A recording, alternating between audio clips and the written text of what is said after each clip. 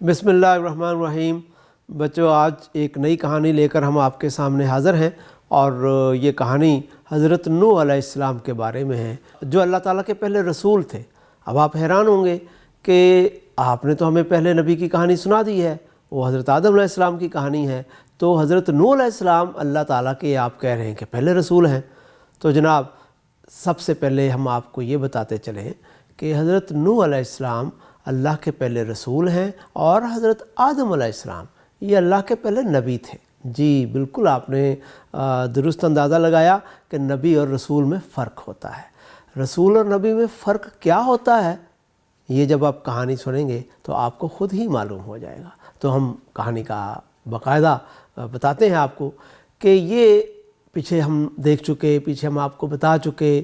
کہ حضرت آدم علیہ السلام اور ان کے بعد ان کے بیٹے حابیل اور قابیل، اور ان کے درمیان ایک لڑائی، اور اس کے نتیجے میں قابیل نے حابیل کو قتل کر دیا، اور پھر قابیل وہاں سے بھاگ گیا اور کہیں دنیا میں کہیں دور جا کر بس گیا۔ وہاں پر اس نے اپنی دنیا اور اپنی آبادی اور اپنی بستی بنا لی، اور یہاں تک آپ نے کہانی میں واقعات کو سنا تھا۔ اب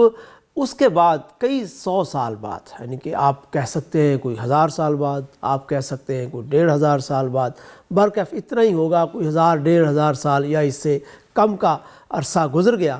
تو ایک نئی چیز سامنے آئی۔ وہ نئی چیز یہ تھی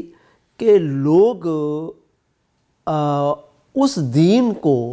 بہت حد تک بھول چکے تھے، اور ان کے اندر اس دین کے بارے میں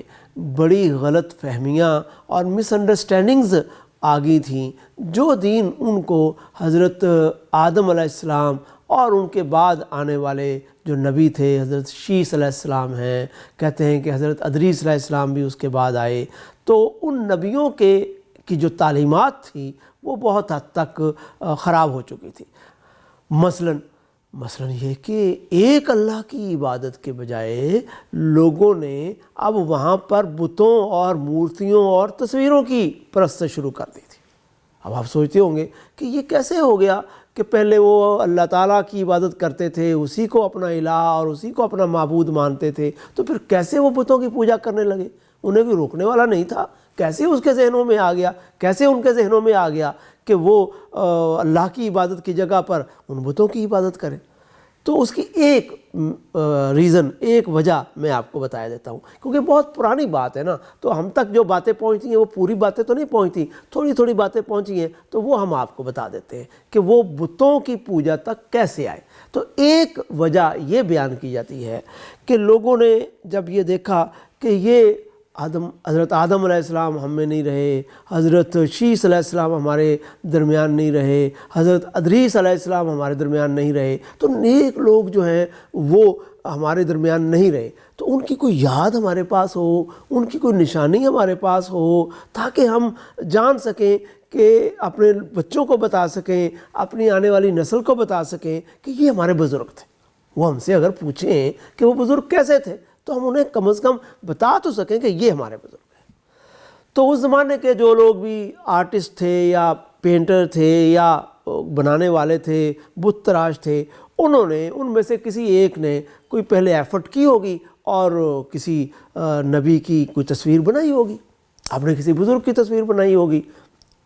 دیکھیں، کیمرہ تو نہیں نا تھا ان زمانے میں، تو ہاتھ سے لوگوں نے ڈرا کر کے جو کچھ بنانا تھا وہ بنایا۔ اچھا، وہ جب انہوں نے تصویر بنا لی، لوگوں نے اسے گھروں میں رکھ لی۔ ظاہر ہے تصویر بنائی اچھی ہو تو گھر میں ہی بندہ رکھتا ہے، گھر میں رکھ لی۔ اب کسی ان کے پینٹر نے اپنی مارکیٹنگ کے لیے، اپنے مطلب کہ اپنی چیزوں کو فروغ دینے کے لیے کوئی اس طرح کی باتیں پھیلا دیں کہ دیکھیں جی، یہ جس گھر میں یہ تصویر ہوتی ہے وہاں تو بہت برکت ہوتی ہے، وہاں کے لوگ بیماری سے محفوظ رہتے ہیں، وہاں کے لوگوں کا کاروبار بہت چلتا ہے، وہاں کے لوگوں کی عزت بڑی ہوتی ہے، بڑی خوبصورت لگتی ہے۔ تو اس طریقے سے وہ ایک فیشن بن گیا، یعنی کہ تصویریں لگانے کا، مورتی بنانے کا ایک فیشن بن گیا۔ اب یہ فیشن بڑھتے بڑھتے اور یہ شکل اختیار کر گیا کہ بھی جو صبح بندہ اپنی اس تصویر کو سلام کر کے آئے گا تو اس کا دن بہت اچھا گزرے گا۔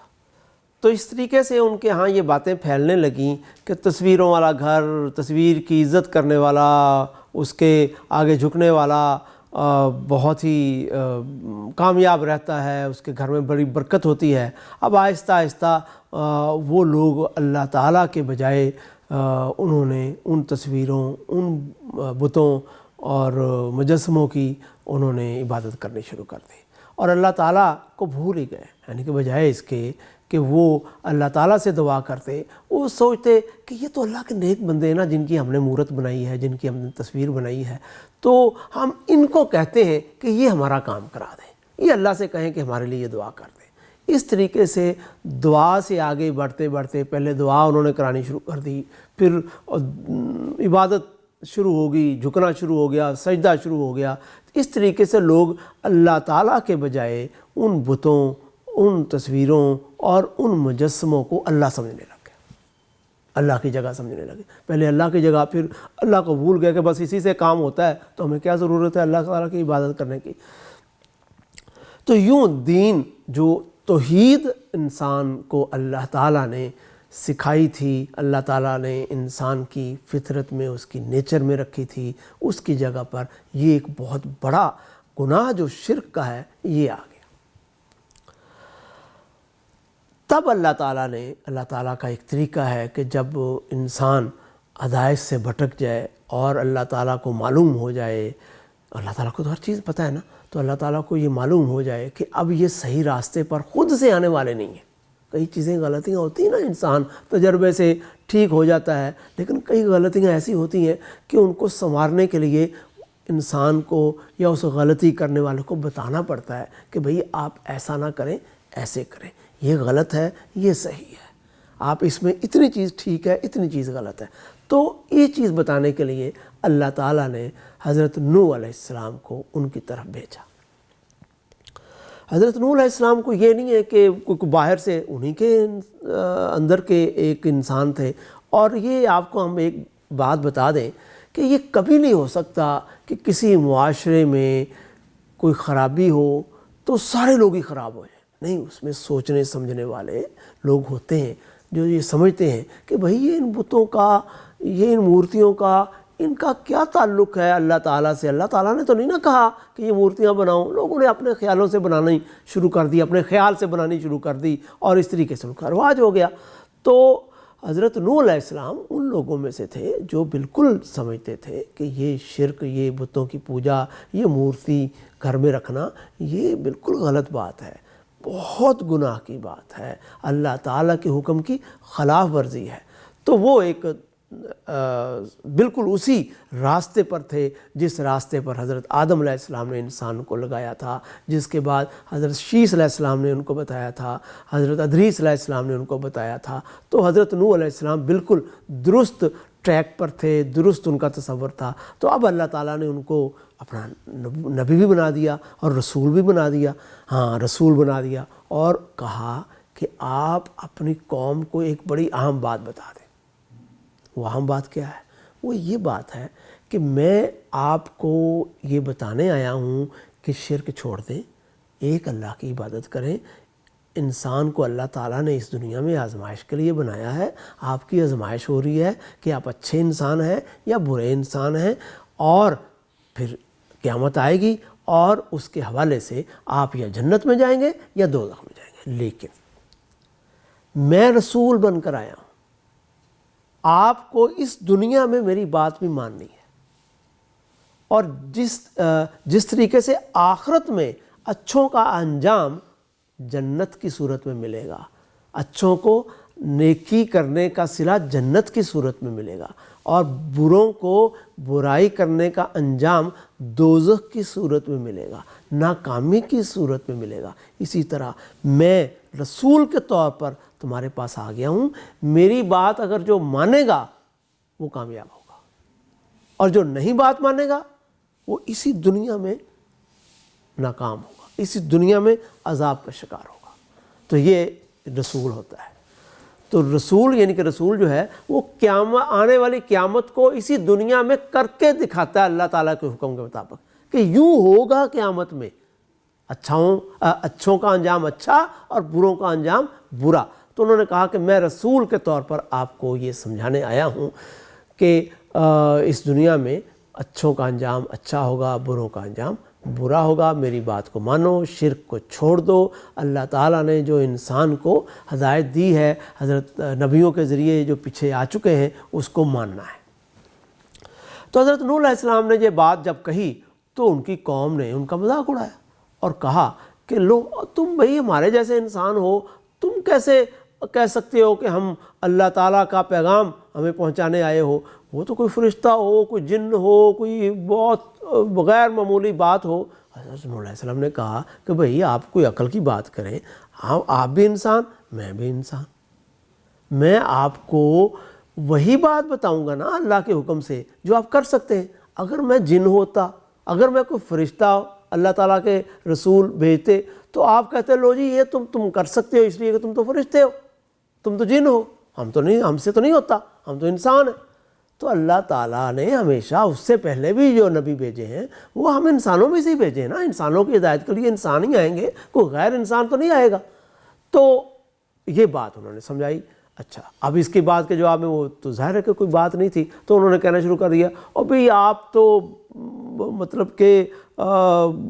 آپ کی بات سننے یہ لوگ آتے ہیں جو بڑے غریب سے ہیں، جو بڑے معاشرے کے لوگ ہیں، جن کے ساتھ ہم بیٹھ نہیں سکتے، ہم بڑے سٹیٹس ہمارا بڑا اونچا ہے، ہم بڑے مرتبے والے ہیں، تو آپ کے پاس تو غریب شریف آتے ہیں، کپڑے ان کے بھی خراب ہوتے ہیں، تو ہم کیسے آپ کے ساتھ بیٹھ جائیں؟ حضرت علیہ السلام نے فرمایا یہ بھی بات تمہاری غلط ہے۔ اللہ تعالیٰ نے انسان کو سبھی انسانوں کو برابر بنایا ہے، باقی کوئی زیادہ تکدو کرتا ہے، زیادہ محنت کرتا ہے تو وہ اس کے کپڑے اچھے ہونا اور کپڑے کم اچھے ہونا یہ تو کوئی بات نہیں، صاف کپڑے ہونا اصل بات ہے۔ اور نہ صرف کپڑے صاف ہونا، انسان کا اخلاق صاف ہونا، انسان کی بات چیت کا صاف ہونا، انسان کا دوسرے کے ساتھ سلوک کا پاک ہونا یہ ضروری ہوتا ہے۔ تو یہ تو اللہ تعالیٰ نے کہی نہیں بات کہ کوئی غریب برا ہوتا ہے اور امیر اچھا ہوتا ہے، یہ تو ہمارے کام ہے جو ظاہر کریں گے کہ ہم اچھے ہیں یا برے ہیں۔ اس بات کا بھی انہیں جواب مل گیا۔ اس کے بعد انہوں نے اس طریقے سے کام شروع کر دیا کہ حضرت نوح علیہ السلام جب کسی مجلس میں آ کر ان کو بتاتے تو وہ کانوں میں انگلیاں دے رہے، ہمیں آپ کی بات نہیں سننی،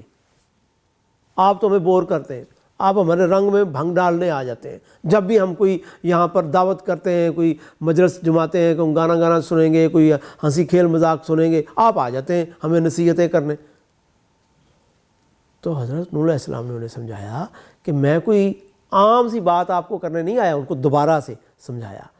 کہ میں آپ کو یہ بتانے آیا ہوں کہ اللہ تعالیٰ کے ساتھ شرک نہ کرو، یہ اللہ تعالیٰ کو گالی دینا ہے۔ یہ ایسے ہی ہے کہ جیسے آپ نے اپنے والد صاحب کے بجائے مطلب کہ کسی اور سے اپنا تعلق جوڑ لیا ہے۔ آپ کہتے ہیں کہ ہم اپنے ابو کا نام بطور والد نہیں لیں گے، تو یہ کوئی اچھی بات ہوگی آپ اپنے ابو کو ابو نہ سمجھیں تو؟ اسی طریقے سے، اور آپ کے ابو اس پر کتنا ناراض ہوں گے، اسی طریقے سے اللہ تعالیٰ کو جب آپ اللہ نہیں سمجھتے تو اللہ تعالیٰ ناراض ہوتا ہے، اور صرف ناراض نہیں ہوتا، وہ غصے میں آتے ہیں، وہ ہمیں سزا دیں گے اس کی۔ تو آپ میری بات مانیں، میں آپ کو کچھ تفریحاً نہیں کہہ رہا، یہ کوئی سادہ بات نہیں ہے کہ آپ نے مانی یا نہ مانی تو کوئی اثر نہیں۔ آپ اگر نہیں مانیں گے تو میں آپ کو وارن کر رہا ہوں، خبردار کر رہا ہوں، ڈرا رہا ہوں کہ آپ کا انجام برا ہوگا۔ تو حضرت نوح علیہ السلام یہ باتیں، ان کا جو بھی اعتراض ہوتا اس کا جواب دیتے، لیکن وہ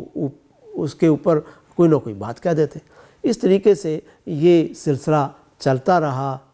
رہا۔ آپ سمجھتے ہوں گے کوئی 1 سال چلا ہوگا، 2 سال چلا ہوگا، 10 سال چلا ہوگا، نہیں جی، 100 سال نہیں، 200 سال نہیں، یہ سلسلہ 850 سال تک چلتا رہا۔ 850 سال تک حضرت نوح علیہ السلام نے اپنی اس قوم کو سمجھایا، وہ نہیں سمجھی، تو پھر کیا ہوا؟ اس کے لیے آپ کو اگلی قسط کا انتظار کرنا ہوگا، اور اس وقت کے لیے ہم آپ سے اجازت چاہیں گے، اور اگلی قسط اور اگلی کہانی لے کر ہم آپ کے سامنے حاضر ہوں گے۔ بہت شکریہ آپ کا، ہمیں اجازت دیجیے، اللہ حافظ۔